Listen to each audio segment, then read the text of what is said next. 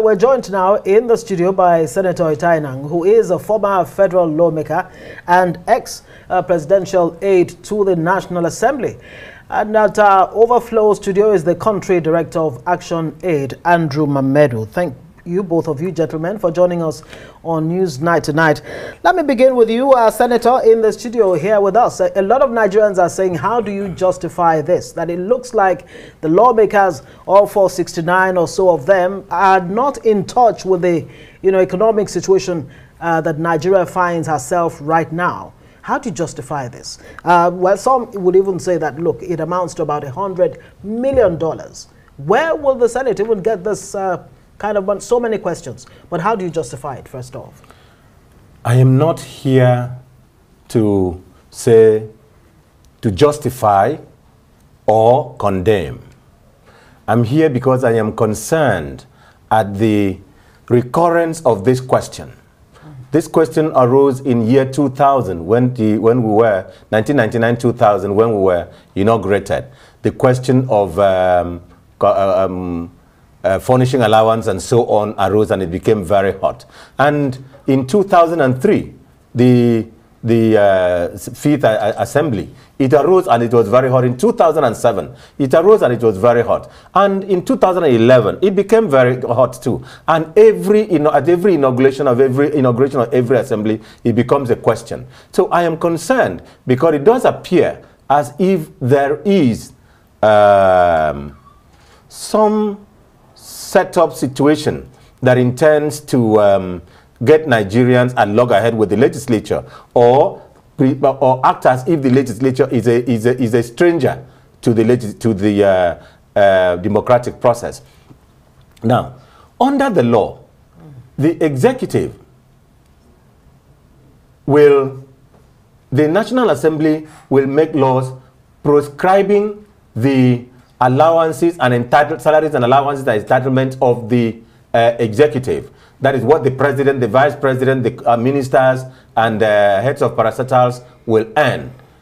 And it also makes laws for what the judiciary will earn, from the chief judge, from the chief judge of the federation to other federal judges, and so on.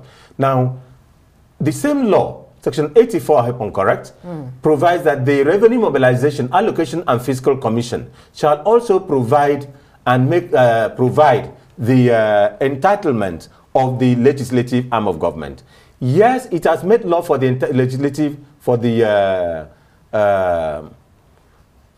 legislative arm of government, stating what they are entitled to. Now, what these people are entitled to is the loans and other of the things that are provided in the, in consonance with what is in the Certain Public and Political Office Holders Salaries and Allowances Act, which is made by the legislature. I think it was made in 2003 and updated in 2007. Now, apologies, let me cut you there. I'll come back to you so that we can stretch it. But quickly, let's bring in Mamedu, because you've heard Senator Enang. For some Nigerians, they're concerned about timing, which is very important. He took us back in time, but the times he's just reeled out, and the moments aren't the same. Let us in on what the issues might be within the civil society. Thank you very much. Distinguished Senator, I think he has kicked the ball rolling. On raising from 1999 to 2003, 2007, so clearly it shows that Nigerians are not considering. Let's bring it back to the studio. Yeah, I mean, you well, can Mamedu, apologies. I think we'll come back to you there. We seem to be having some glitch there. We're talking about the timing, because when you went back telling us about the the journey of this democracy, since is 1999. It's quite different from what we're dealing with at the moment. well, the same constitution is the same constitution under which this present senators and members of the National House of Representatives are elected. It's the same constitution under which the governors and the members of the state houses of assembly are elected. It is the same constitution and the same laws that provides for the for commissioners and for other persons in the other offices. And it is the same situation that, okay, now, I want you to take your mind back to the executive, for instance. If you go to the Federal Inland Revenue Service, you'll find every person from the rank of assistant director, in fact, just low, I think it's chief. They each have utility car. Inland Revenue Service. Go to the NNPC. Go to the Central Bank. Go to every of these, go to the Ministry of Solid Minerals. Go to every of the institutions. Go to Nigeria Prison Service. You'll see somebody from the rank of, a little lower than state commander or state officer, not prison service, the Nigeria Correctional Service. Right. Go to the Federal Road Safety Commission, Federal Road Safety Corps. You'll see. You see, I'm sorry to feel this way. It's like there is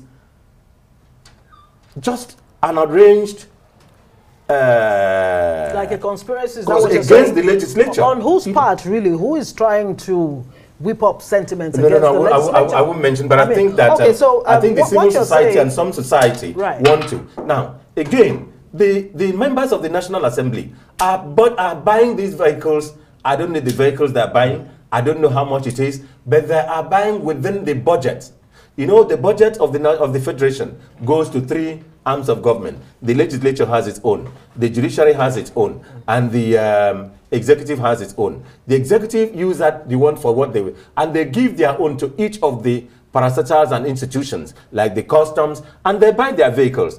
I'm sure you see junior customs officers. We're talking about the legislature. We're talking about luxury vehicles here, not operational vehicles. What is luxury vehicles are buying operational vehicles. They call it utility vehicles.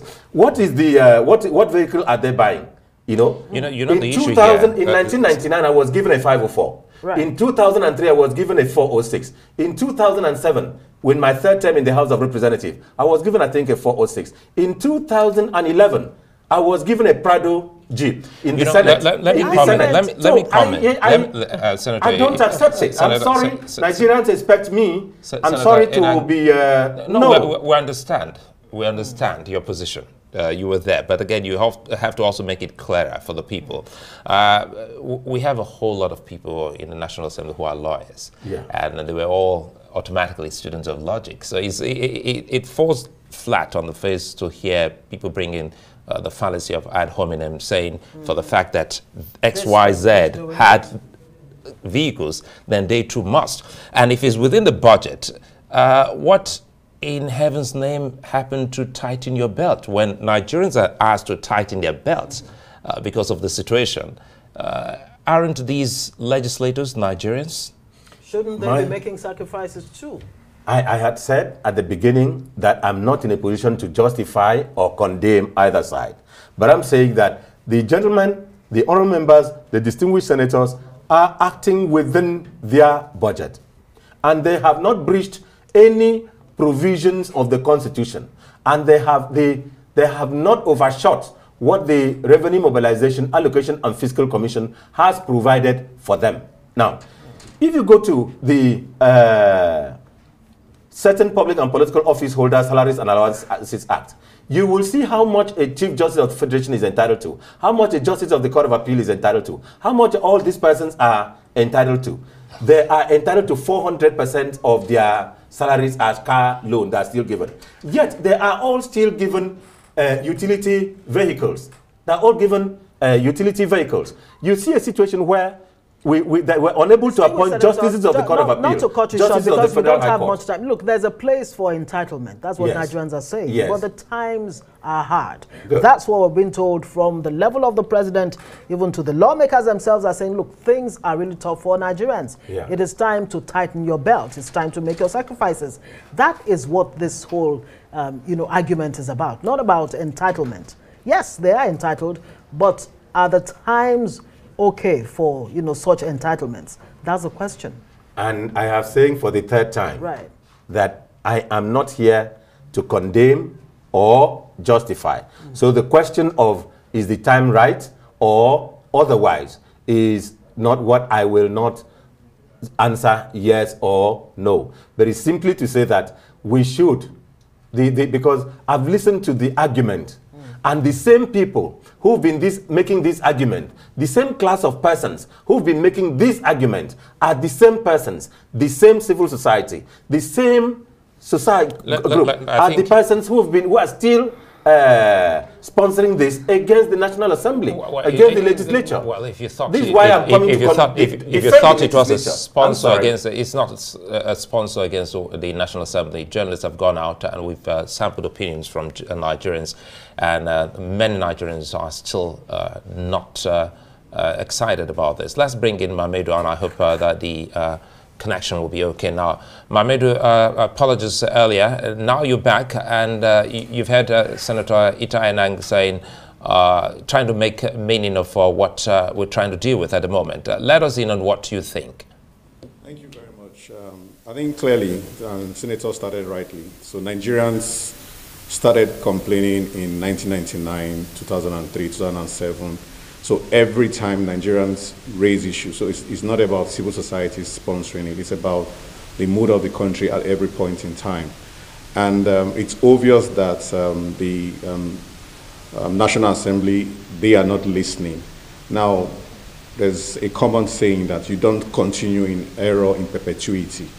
So because a local government chairman does it, a clerk or a level 7 officer does it, does not make it right. So I think that's where the National Assembly should then come and lay example for the country. So they are able to also hold the executive and the judiciary accountable.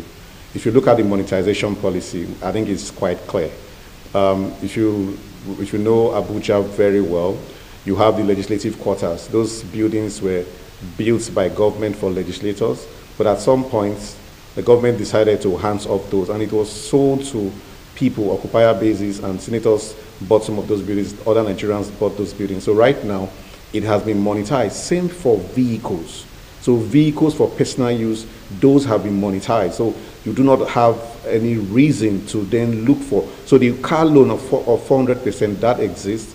But again, it shows that there is no transparency, there is no accountability. So we're not able to know as citizens, this is the amount the vehicle would cost us. A senator was asked on air, and he said, I'm not in a position to say. So the senator should be very clear and clean about it and come out clearly and say, this is the amount we're spending, this is the breakdown of the amount, this is the loan component, and this is how we'll pay it back. Nigerians will then go ahead in following those sums. We require about 20,000 additional classrooms according to Universal Basic Education. So that amount will go a long way in solving that, about half of that exactly. So we would not have the president, of course, telling us to tighten our belt as Nigerians. So it's not about sponsoring, it's about the mood of the country. It's about all the time, and it keeps getting worse. And it looks like when Nigerians complain, it looks like the National Assembly, they are not listening, they are not paying attention. So it is not about an interest, it's not the political interest, it's about the country, the mood of the country. Maybe the constituents that the National Assembly is serving, maybe they are not getting to those constituents to find out how many people call you every day for just feeding for their family. And we are looking at how much that amount will pay 156,000 minimum wage, annual minimum wage. That amount, if you pull it together at 30,000 naira minimum wage, it will pay about 156,000 persons for 1 year. So that is it's not small figure, and there are whole arguments around why send out those monies outside the country, right. Why not get vehicles that are produced in Nigeria? All of those arguments add up. Can we get something? If they are utility vehicles, they are cheaper utility vehicles we can get, and not those figures. So clearly, it's not about taking side. It's about actually what are the poor persons saying, and how will this go ahead in solving issues of poverty that we have in the country. Right.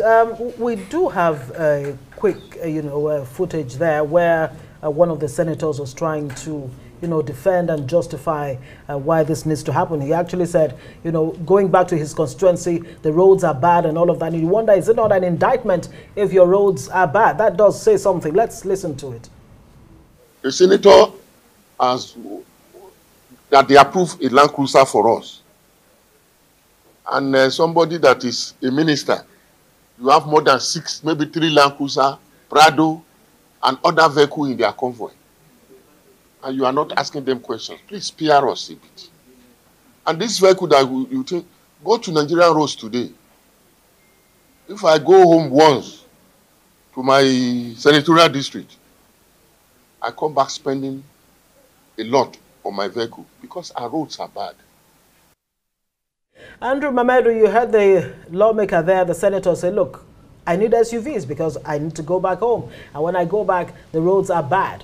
What do you make of that statement, really? Is it not an indictment, just like I said earlier, on the senators themselves? Definitely. I think that's an indictment. There are three things you can draw from the senator's statements.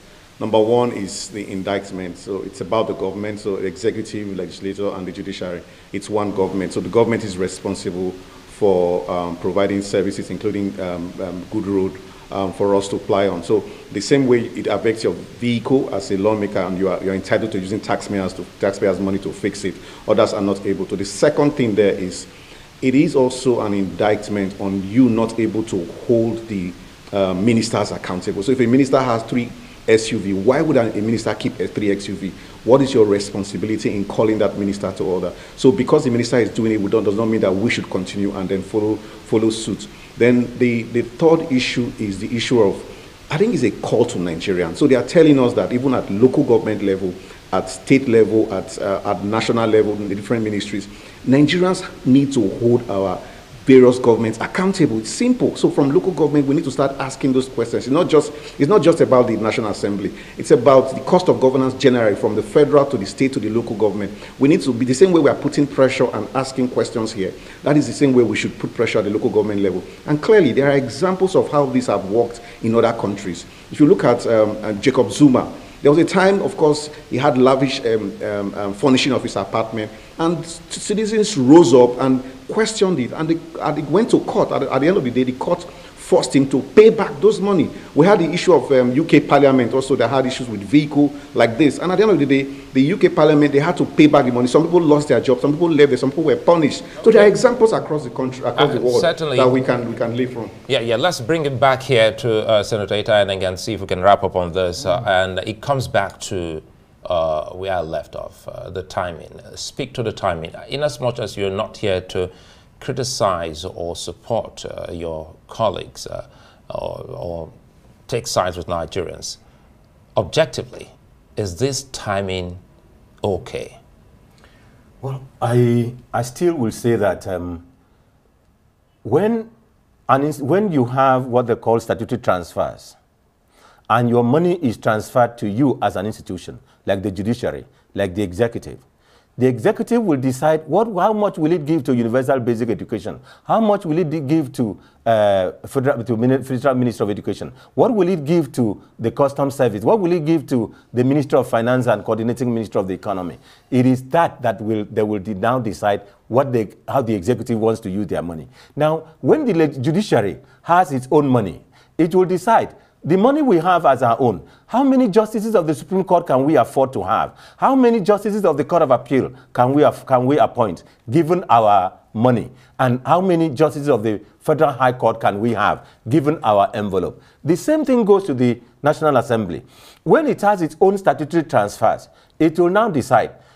Our premises is under renovation, although part of it is paid by the great part of it is paid by the FCT. How much of it should we apply for the where we stay or where we work? How much should we apply for recurrence, for travels? How much should we apply for our vehicles? So it is the question of the decision of each of the institutions. And so you still haven't answered me. I wanted to know if the timing is right. The timing for the institution is the discretion of the institution, given what they have, their priorities, and what they feel about how they are going to be able to do their job. Do they feel that if we have vehicles, we will be able to reach out and reach more to our constituents and be more effective in lawmaking? Or if we take the 400% of our salaries, which is about 10 million naira. Is there any keke napep that is 10 million? I know the keke napep in Akwa Ibom is about 3 million now, and there is no vehicle for about 8 million or something. But, you know, it is for them to decide what will they do. And sometimes the money they have may not be enough to pay under one budget year. They may decide to spread that, okay, the person who supplies, we may pay you so percentage in this year's allocation, next year's allocation is this. So, but all I'm saying is, please,